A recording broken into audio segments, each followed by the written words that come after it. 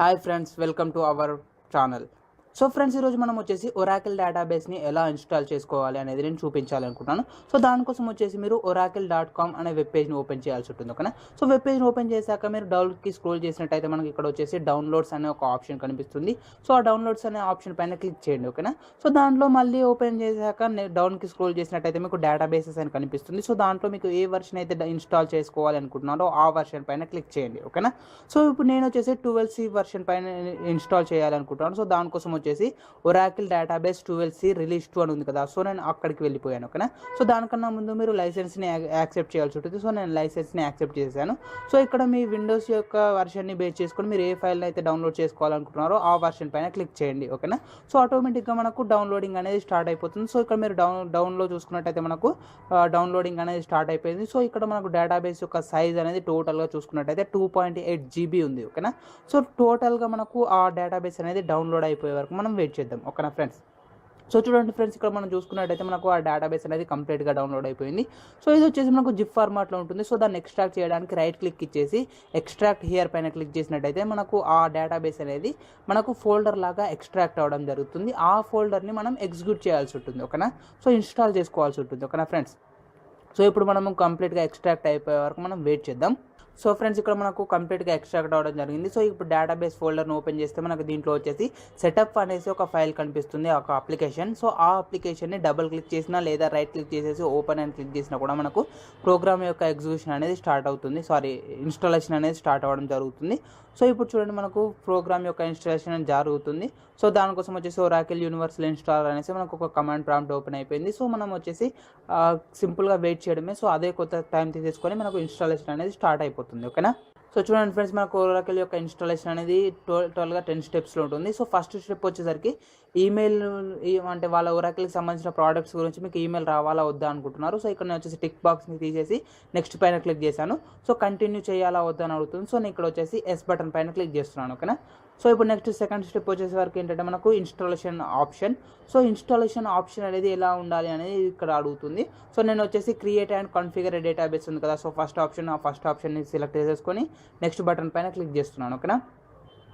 So next button పైన click చేశాను. So next third స్టెప్లోకి వచ్చేసరికి మనకు డెస్క్టాప్లో ఇన్స్టాల్ చేస్తున్నారా, సర్వర్లో ఇన్స్టాల్ చేస్తున్నారా అని అడుగుతుంది. సో నేను డెస్క్టాప్ అని ఇచ్చేసి నెక్స్ట్ బటన్ పైన క్లిక్ చేస్తున్నాను.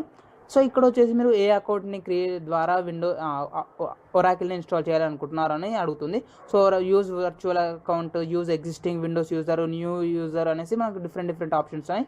సో నేను ఫస్ట్ ఆప్షన్ ఉంది, యూజ్ వర్చువల్ అకౌంట్ అనేసి ఆ ఆప్షన్ని సెలెక్ట్ చేసేసుకొని నెక్స్ట్ బటన్ పైన క్లిక్ చేశాను.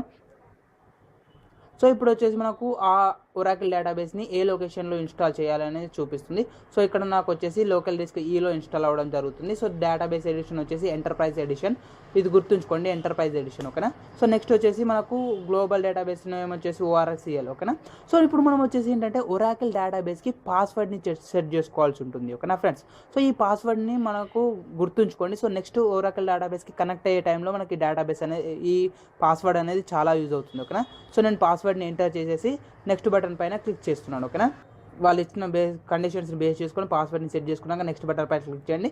సో అప్పుడు మనకు ఇన్స్టాలేషన్ అనేది స్టార్ట్ అవ్వడం జరుగుతుంది. ఓకేనా. సో ఈ కంప్లీట్ ఇన్స్టాలేషన్ అనేది జరిగే వరకు టోటల్గా ఒక 30 to 40 మినిట్స్ పడుతుంది. సో కంప్లీట్ ఇన్స్టాలేషన్ అనేది అయిపోయే వరకు మనం వెయిట్ చేద్దాం. ఓకేనా. సో చూడండి ఫ్రెండ్స్, మనకి ఇక్కడ చూసుకున్నట్టయితే మనకు వచ్చేసి ఒక నోటిఫికేషన్ చూపిస్తుంది. ఇక్కడ వచ్చేసి మనకు ఇండైరెక్ట్గా ఇన్స్టాల్ అనే ఆప్షన్ ఉంది. సో ఇన్స్టాల్ అనే ఆప్షన్ పైన క్లిక్ చేయండి. సో ఇప్పుడు మనకు ఎగ్జిక్యూషన్ అనేది స్టార్ట్ అవుతుంది. ఇన్స్టాలేషన్ అనేది స్టార్ట్ అవుతుంది.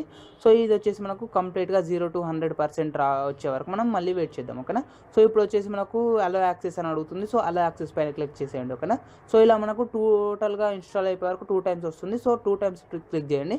సో కంప్లీట్గా ఇన్స్టాల్ అయిపోయాక మనకి ఇలా ఫినిష్ బటన్ వచ్చేస్తుంది. సో నెక్స్ట్ క్లోజ్ పైన క్లిక్ చేసినట్టయితే మనకు కంప్లీట్ అయిపోవడం జరిగిపోతుంది. ఓకేనా. సో మనకు ఒరాకిల్ డేటాబేస్ అనేది ఇన్స్టాల్ అయిపోయింది. సో నెక్స్ట్ వచ్చేసి ఒరాకిల్ డేటాబేస్ని ఓపెన్ చేసి చూద్దాం. మరి ఇప్పుడు మనకు ఇన్స్టాల్ అయిపోయిందా లేదా అని చూద్దాం. ఓకేనా. సో దానికోసం వచ్చేసి మనం SQL+ కమాండ్ ప్రాంప్ట్ని ఓపెన్ చేయాల్సి ఉంటుంది. So SQL+ command prompt open చేయగానే మనకు ఎంటర్ యూజర్ నేమ్ అని అడుగుతుంది.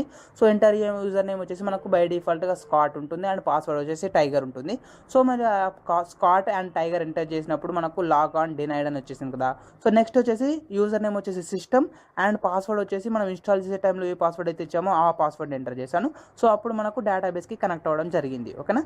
సో సిస్టమ్ అండ్ ఇన్స్టాల్ చేసేటప్పుడు ఇచ్చిన పాస్వర్డ్. సో రెండింటిని ఎంటర్ చేసినప్పుడు నాకు ఆ డేటాబేస్కి కనెక్ట్ అవ్వడం జరిగింది. ఓకేనా. సో మీరు కూడా సిస్టమ్ అండ్ మీరు ఏ పాస్వర్డ్ని అయితే ఎంటర్ చేస్తారో ఆ పాస్వర్డ్ని ఇస్తే మీకు కూడా కనెక్ట్ అవ్వడం జరుగుతుంది. ఓకేనా ఫ్రెండ్స్. సో ఫ్రెండ్స్ మనకు వచ్చేసి డేటాబేస్కి కనెక్ట్ అయిపోయింది అనేసి ఒక మెసేజ్ వచ్చేసింది కదా. సో ఇప్పుడు మనకి ఏంటంటే మన సిస్టంలో ఒరాకిల్ డేటాబేస్ అనేది ఇన్స్టాల్ అయిపోయింది అనేసి మీరు కన్ఫర్మ్ చేసుకోవచ్చు. ఓకేనా. సో ఇది వచ్చేసి చాలా సింపుల్ ప్రాసెస్ ఫ్రెండ్స్. మనం సింపుల్గా oracle.com వెబ్సైట్ని ఓపెన్ చేసేసి ఆ సాఫ్ట్వేర్ని డౌన్లోడ్ చేసేసుకొని ఇన్స్టాల్ చేసుకొని మనం డైరెక్ట్గా యూజ్ చేసుకోవచ్చు. సో మనం డేటాబేస్కి కనెక్ట్ అవ్వాలి అనుకుంటే దానికోసం వచ్చేసి SQL*+ అనే కమాండ్ ప్రాంప్ట్ని యూజ్ చేస్తాము.